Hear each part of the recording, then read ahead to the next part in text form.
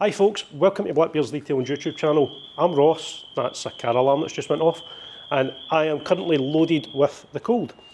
So there's going to be very little talking in this video. I came back from holiday, it's Friday now, I came back from holiday, the first day on Monday, off the plane early as a Sunday morning, and started to feel a bit groggy on Monday, and it's slowly getting worse as the week goes on. But on this vlog we have this absolutely gorgeous Porsche Cayenne, which is in for some rectification work.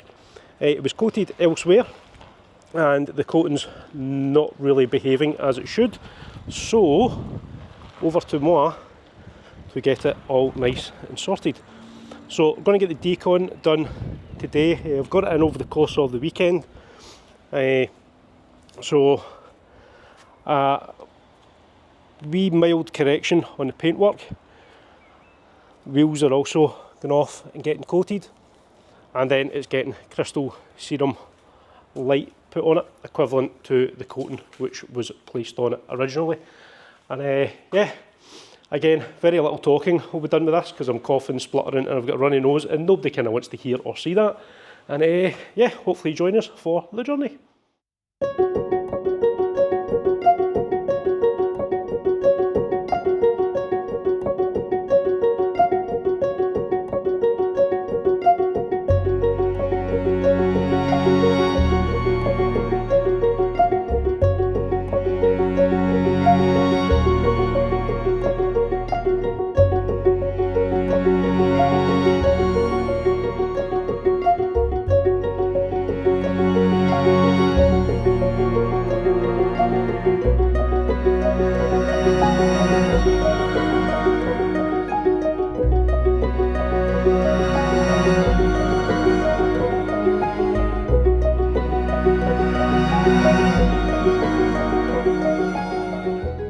Folks, that's the car all decon dried and in the unit.